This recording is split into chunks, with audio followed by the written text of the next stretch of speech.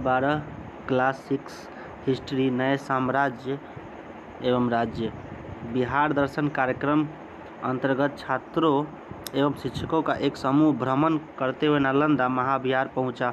महाविहार को देखते ही छठी कक्षा के छात्र मुकेश के मन में कई सवाल उठने लगे। इस महाविहार को बनाने वाले कौन थे? जब यह बना होगा तो कितना सुंदर दिखता होगा। यहाँ कौन कौन लोग रहते थे और वे क्या करते थे? नालंदा गए छात्रों एवं शिक्षकों का समूह।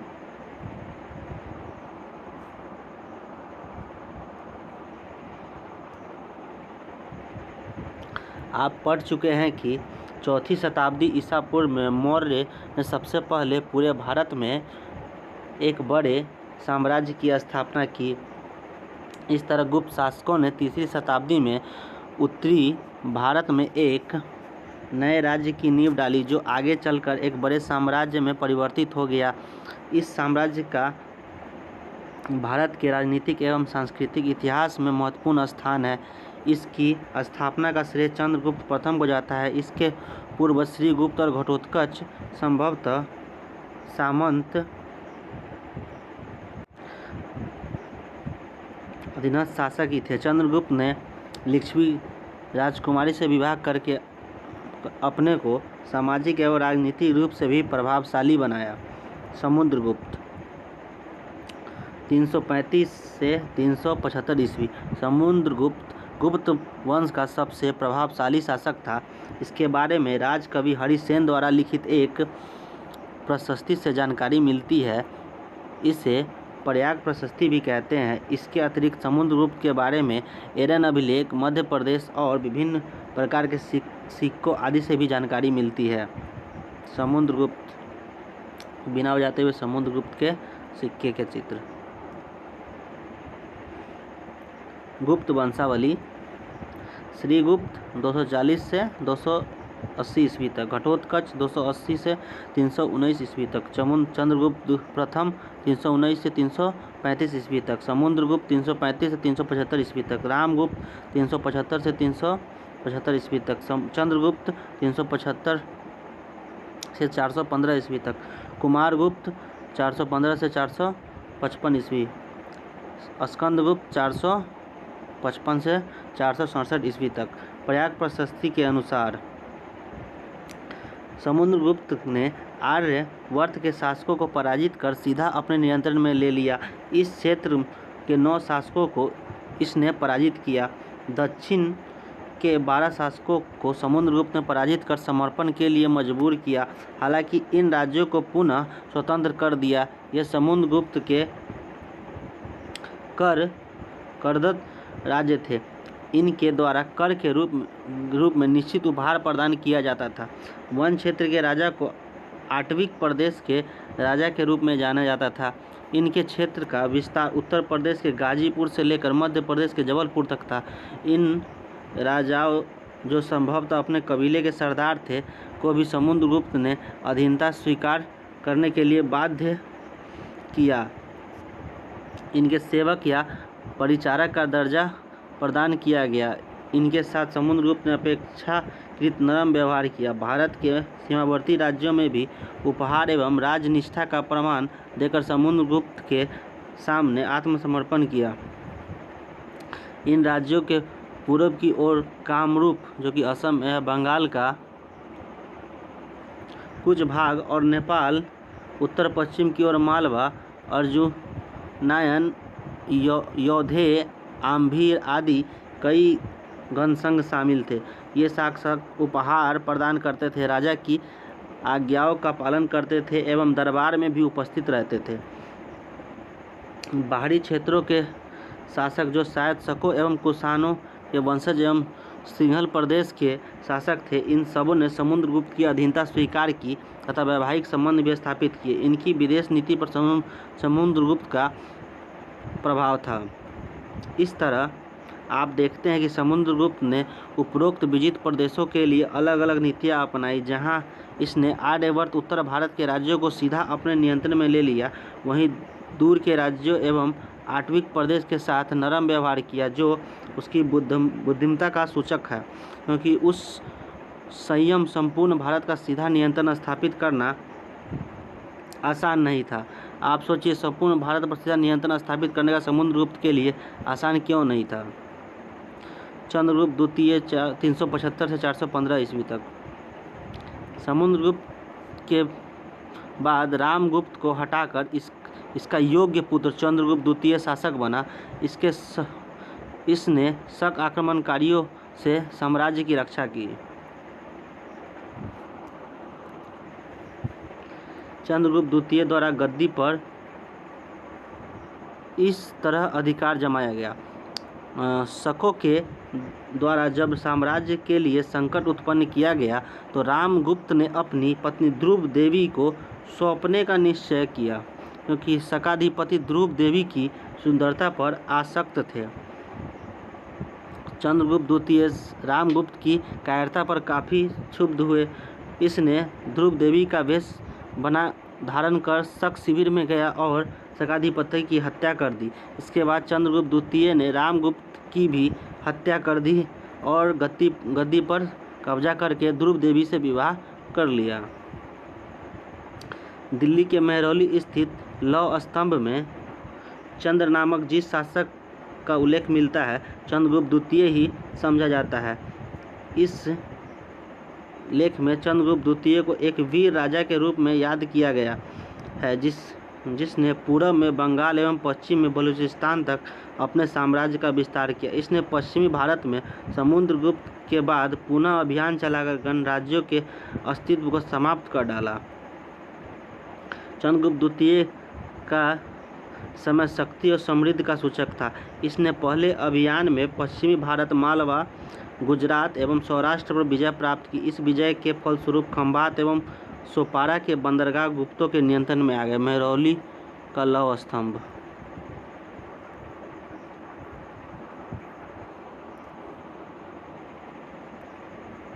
चंद्रगुप्त द्वितीय ने अपनी पुत्री प्रभावती गुप्त की शादी दक्षिण भारत के वाकाटक नरेश रुद्रसेन द्वितीय से की, जिसके कारण राजनीतिक एवं सामरिक रूप से यह बहुत प्रभावशाली हो गया। पश्चिमी शक क्षत्रप रुद्रसिम्हा तृतीय को इसने 395 ईस्वी में पराजित किया तथा बंगाल को भी जीता। इसने अपने साम्राज्य का विस्तार पश्चिम से पूर्व समुद्र और अरब सागर से बंगाल की खाड़ी तक किया।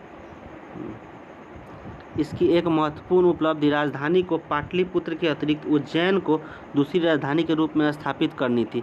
चंद्रगुप्त द्वितीय ने विक्रमादित्य की उपाधि धारण की थी। चंद्रगुप्त द्वितीय के काल में साहित्य, कला, विज्ञान एवं संस्कृति के क्षेत्र में महत्वपूर्ण उपलब्धियां हासिल की। इसे अलग अध्याय में विस्तार से पढ़ेंगे। चीनी यात्री फाहियान इस समय भारत आया। चंद्रगुप्त द्वितीय ने विदेशों से भी व्यापक संबंध स्थापित किए एवं बड़ी मात्रा में सोने के सिक्के जारी किए। चंद्रगुप्त द्वितीय का साम्राज्य विस्तार। चंद्रगुप्त द्वितीय का साम्राज्य विस्तार का मानचित्र। कुमारगुप्त 415 से 455 ईस्वी। चंद्रगुप्त द्वितीय के बाद इसका पुत्र कुमारगुप्त शासन बना। इसके शासनकाल में शिक्षा के महान केंद्र नालंदा महाविहार की स्थापना की गई। कुमारगुप्त का शासनकाल अपेक्षाकृत शांत था, लेकिन अंतिम समय में इसे पुष्यमित्रों ने आक्रमण का सामना करना पड़ा। नालंदा महाविहार की स्थापना कुमारगुप्त ने की थी। स्कंदगुप्त 455 से 467 ईस्वी। कुमारगुप्त के बाद स्कंदगुप्त शासन बना। वह पुष्यमित्रों को पराजित कर लौटा तो पिता की मृत्यु का समाचार मिला। उसी समय उत्तर पश्चिम प्रांत से हुनों का आक्रमण शुरू हुआ। इसने हुनों को भी पराजित किया और सक्रादित्य की उपाधि धारण की। सक्रादित्य की उपाधि स्कंदगुप्त ने धारण की थी।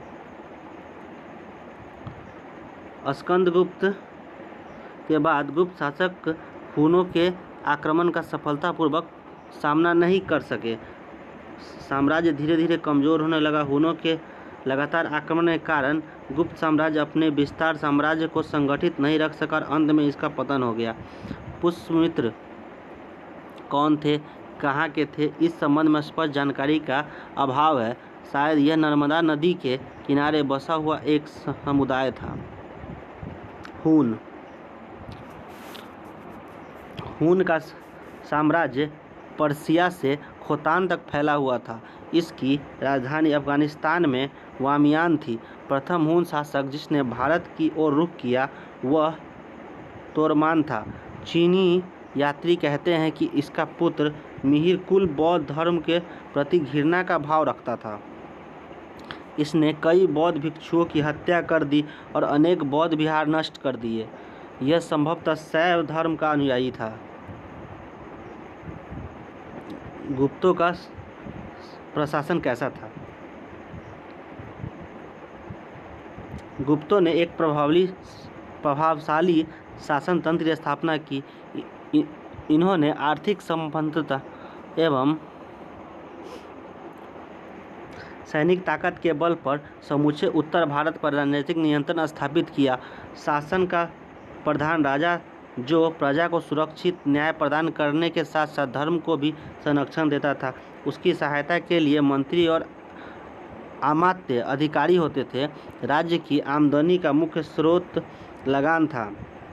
राज्य की समस्त भूमि राजा की संपत्ति मानी जाती थी, अतः उपज का 1/3 भाग पर उसका अधिकार था और यही लगान की राशि थी। राजा द्वारा अधिकारियों को भूमि प्रदान की जाती थी। इसके अलावा समुद्रगुप्त ने कई पराजित राजाओं को उसके क्षेत्र लौटा दिए, उन्हें कर देने का बाध्य किया। कर देने वाले यह शासक और भूस्वामी अधिकारी सामंत कहलाते थे।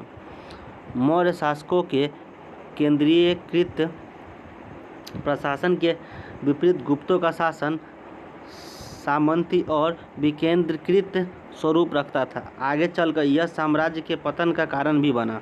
साम्राज्य की सबसे बड़ी इकाई को देश कहा जाता था। दूसरी प्रादेशिक इकाई को भुक्ति कहा जाता था। उस समय मगध का उल्लेख भुक्ति के रूप में मिलता है।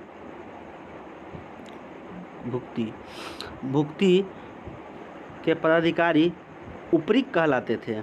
दूसरे इसके नीचे की इकाई निश्चय संभावित जिले के रूप में थी, जिसके पदाधिकारी को विस्पति कहा जाता था। सबसे छोटी इकाई ग्राम होती थी।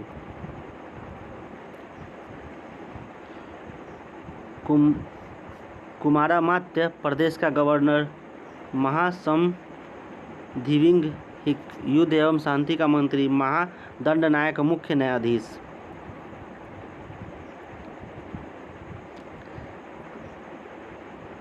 सीनीय प्रशासन में नगर श्रेष्ठी शहर का बैंकर या शहर का व्यापारी नगर श्रेष्ठी कहलाता था।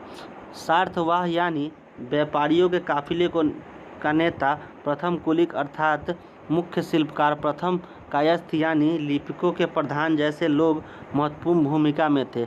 ग्राम का प्रधान ग्रामिक कहलाता था, जिसका चुनाव ग्राम सीमित के लोग करते थे। नगरपति शहर की प्रशासन का प्रधान होता था।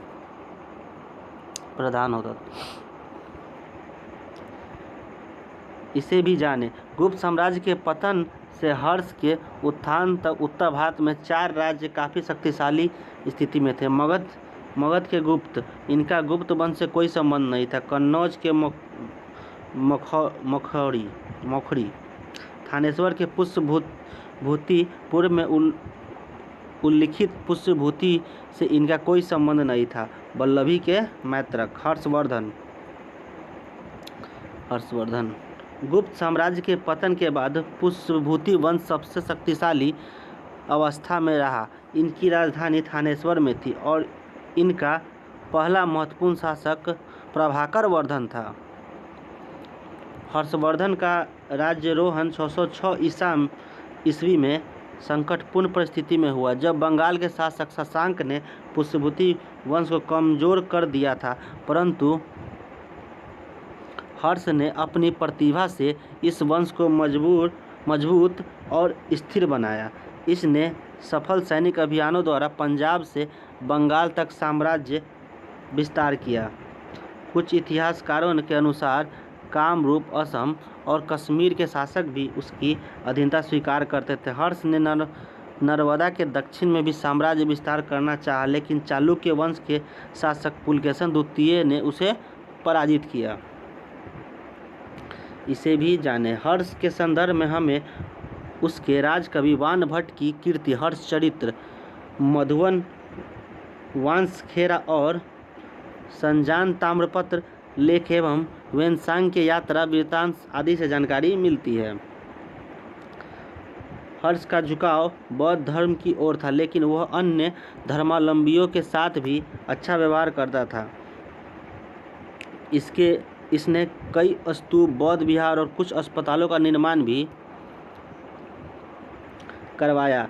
इसने कन्नौज में 5वीं बौद्ध संगीति का आयोजन किया, 643 ईस्वी में करवाया। इसने लगभग 20 राजाओं सहित हजारों तीर्थयात्री एवं विद्वान शामिल हुए। वेनसांग इस सभा का मुख्य अतिथि था। हर्ष की मृत्यु के बाद उत्तर भारत में अराजकता की स्थिति उत्पन्न हुई। क्या आप जानते हैं, वेनसांग एक चीनी यात्री था जिससे हर्ष के साम्राज्य का भ्रमण किया। इसने हर्ष के प्रशासन एवं आम लोगों के जीवन का विस्तार वर्णन अपने यात्रा वृत्तांत में किया। हर्ष को वेनसांग ने बौद्ध धर्म का महान उपासक बताया, लेकिन वह शिव और सूर्य का भी उपासक था। हर्ष का साम्राज्य।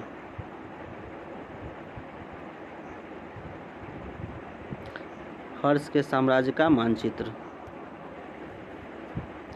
पल्लव एवं चालुक्य वंश 555 से 750 ईस्वी। गुप्त साम्राज्य के पतन के बाद लगभग 200 वर्ष तक उत्तर भारत में हर्ष को छोड़कर कोई महत्वपूर्ण राजा नहीं हुआ। इस काल में राजनीतिक गतिविधियों का केंद्र दक्षिण भारत के 2 प्रमुख राजवंश वातापी के चालुक्य और कांची के पल्लव हुए। वातापी के चालुक्य के बारे में पढ़ते हैं। इस वंश का प्रथम प्रतापी राजा पुलकेशन प्रथम हुआ। पुलकेशन द्वितीय इस वंश का सबसे महान राजा था। 611 ईस्वी में पुलकेशन द्वितीय ने गद्दी पर बैठने के साथ ही आंतरिक समस्याओं का सामना किया। इन समस्याओं से निपटने के बाद इसने दक्षिण के राज्यों कदम्ब, गंग, कोंकण के मौर्य को अपनी अधीनता स्वीकार करने के लिए बाध्य किया। इसके बाद इसने पुरी, मालवा और गुजरात के राजा को भी पराजित कर अपने अधीन किया।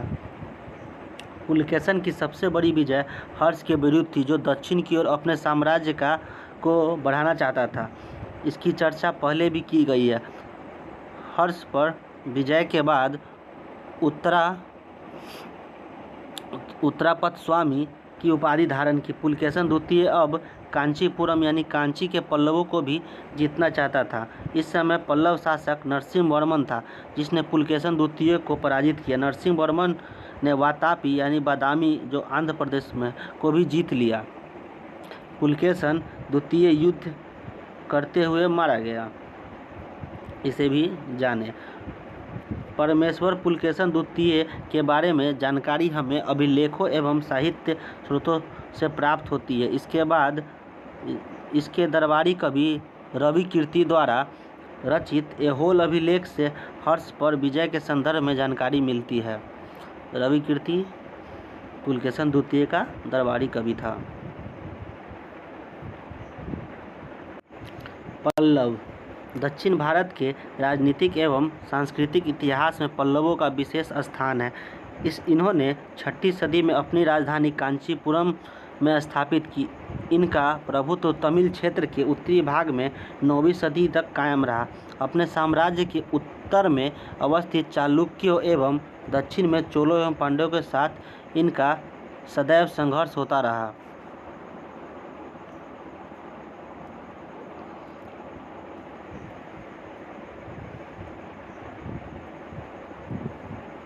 पल्लव एवं चालुक्यकालीन भारत का मानचित्र।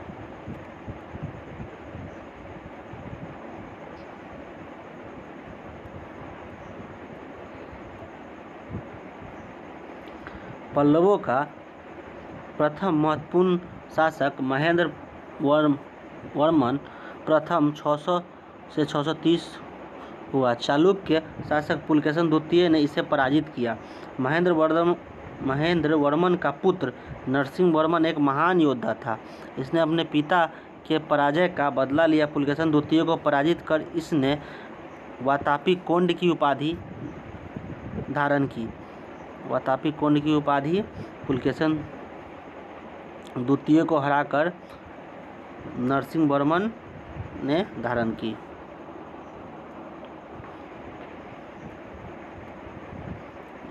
रथ मंदिर का चित्र। पल्लवों की सांस्कृतिक उपलब्धि।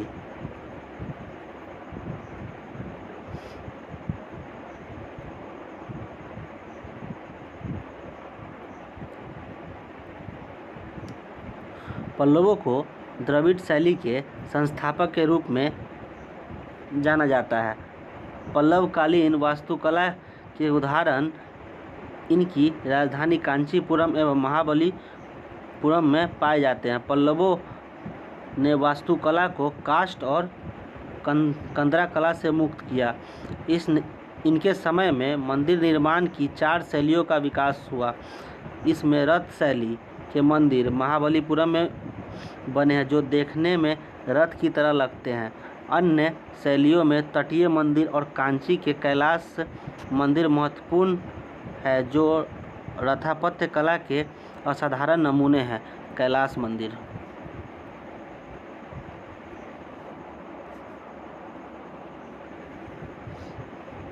क्या आप जानते हैं काष्ठ कला? मंदिर निर्माण या वास्तुकला के विविध रूपों में लकड़ी के प्रयोग का प्रधानता रहती है। इस कला में मंदिरों के दीवार, बीम एवं छत के निर्माण में लकड़ी को अलंकृत कर इस्तेमाल किया जाता है। द्रविड़ शैली। द्रविड़ शैली के मंदिर दक्षिण भारत कृष्णा नदी के दक्षिण में पाए जाते हैं। इसमें मंदिर का आधार आयताकार तथा शिखर गर्भ के ऊपर अनेक खंडों में बना होता है। ऊपर का प्रत्येक खंड क्रमशः अपने नीचे के खंड से छोटा होता है। शीर्ष भाग में गुंबद के आकार की कई स्तूपिकाएं होती है। आगे चलकर मंदिर के साथ साथ स्तंभ युक्त मंडप, गलियारा तथा गोपुरम प्रवेश द्वार बनाए। पल्लवों ने संस्कृत एवं तमिल भाषा का भी संरक्षण प्रदान किया। महेंद्र वर्मन स्वयं एक महान विद्वान था। पल्लवों के समय वैष्णव संत, भगवान विष्णु में आस्था रखने वाले वैष्णव संत एवं शैव संत शिव भक्त को भी सम्मान प्रदान किया। आगे चलकर दक्षिण भारत में चोलों ने पल्लवों का और दक्षिणापथ में चालुक्यों का स्थान राष्ट्रकूटों ने ले लिया। दक्षिण भारत के राज्यों में स्थानीय स्वशासन। उस समय के ऐतिहासिक स्रोतों से हमें स्थानीय स्वशासन के बारे में महत्वपूर्ण जानकारी प्राप्त होती है। ग्रामीण स्तर पर 3 तरह के संगठन थे: ऊर सभा एवं नगरम। ऊर के सदस्य सामान्यतः प्रभावशाली व्यक्ति होते थे। इसे ब्राह्मण भूस्वामियों का संगठन भी कहा जाता था। सभा कई उप समितियों में विभक्त थी, जिनका कार्य सिंचाई का साधन विकसित करना, खेतीबाड़ी से जुड़े विभिन्न कामों को देखना, सड़क निर्माण करना, स्थानीय मंदिरों की देखरेख करना, शिक्षण संस्था एवं बाजार की व्यवस्था करना मुख्य कार्य था। नगरम व्यापारियों का संगठन था। इस पर शक्तिशाली भू स्वामियों और व्यापारियों का नियंत्रण था। ये संस्थाएं आगे की शताब्दियों में और शक्तिशाली हो गई थी। नालंदा महाविहार। आप पिछले अध्याय में पढ़ चुके हैं कि प्राचीन कला में विद्यार्थी गुरुकुल में कैसे शिक्षा ग्रहण करते थे और अपने ज्ञान द्वारा समाज को कैसे सही रास्ता दिखाते थे। धीरे धीरे यह ज्ञान ब्राह्मणों एवं मंदिरों के प्रांगण तक सीमित हो गया। ज्ञान पर, धर्म एवं कर्म पर अंधविश्वासों का प्रभाव बढ़ा। ऐसी परिस्थिति में नालंदा, विक्रमशिला एवं उदंतपुरी, जो बिहार शरीफ में है, शिक्षण संस्थाओं की स्थापना हुई। इसमें नालंदा महाविहार का विशेष स्थान है। ये नालंदा महाविहार, नालंदा विश्वविद्यालय का चित्र। नालंदा दक्षिण बिहार में राजगृह के निकट स्थित है। इसके अवशेष मुख्य भवन के अतिरिक्त बड़गांव, बेगमपुर आदि गांवों में दूर दूर तक बिखरे हुए। नालंदा विश्वविद्यालय के संबंध में जानकारी के मुख्य स्रोत ह्वेनसांग का विवरण एवं इसके अवशेष आज भी विद्यमान है।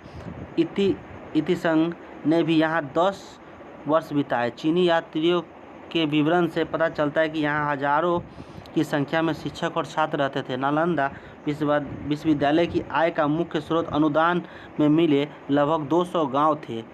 इसके अतिरिक्त इन्हें कुछ राजकीय अनुदान एवं विदेशी सहायता भी मिलती थी। नालंदा विश्वविद्यालय में अध्ययन के लिए प्रवेश पाना काफ़ी कठिन था। अध्ययन के लिए देश विदेश से छात्र आते थे। छात्रों से उसकी विशेषज्ञता के विषय से संबंधित सवाल पूछे जाते थे, जिससे उनके ज्ञान एवं आचरण की परीक्षा हो जाती थी। विश्वविद्यालय एवं छात्रावास दोनों में दिनचर्या नियमित एवं व्यवस्थित ढंग से होती थी। ह्वेनसांग जब शिक्षा ग्रहण करने आया, उस समय यहाँ के अध्यक्ष आचार्य शीलभद्र थे। विश्वविद्यालय में सुबह से शाम तक शैक्षणिक कार्यक्रम चलते रहते थे। संगोष्ठी प्रणाली की तरह छात्र शिक्षकों से प्रश्न पूछते थे एवं विचार विमर्श करते थे। उस समय लगभग सभी विषयों की शिक्षा वहाँ दी जाती थी, जिसमें ब्राह्मण और बौद्ध, धार्मिक और धर्मनिरपेक्ष, दार्शनिक एवं व्यवहारिक तथा विज्ञान एवं कला से संबंधित विषय महत्वपूर्ण थे। लेकिन विशेष बल विभिन्न पंथों, वेदों, अथर्ववेद, विश्व रूप से सांख्य, संस्कृत, व्याकरण एवं महायान बौद्ध धर्म पर दिया जाता था। शिक्षा प्राप्त करने के बाद ही उपाधि यानी डिग्री प्रदान की जाती थी। नालंदा विश्वविद्यालय की एक समृद्ध लाइब्रेरी भी थी, जिसकी इमारत बहुमंजिला थी। नालंदा विश्वविद्यालय को गुप्त शासकों हर्षवर्धन एवं पाल शासकों के द्वारा संरक्षण प्रदान किया गया, लेकिन 11 से 12वीं सदी में संरक्षण के अभाव एवं आर्थिक स्रोतों की कमी के कारण नालंदा विश्वविद्यालय की शैक्षणिक स्थिति में गिरावट देखने को मिलती है। ऐसा कहा जाता है कि बंगाल विजय के क्रम में 1197 से 1203 ईस्वी बख्तियार खिलजी ने नालंदा को नष्ट कर दिया एवं पूरी संस्था को जला दिया था, लेकिन साक्ष्यों के अभाव एवं अन्य साहित्यिक स्रोतों के आधार पर इस विचारधारा को अमान्य कर दिया गया है।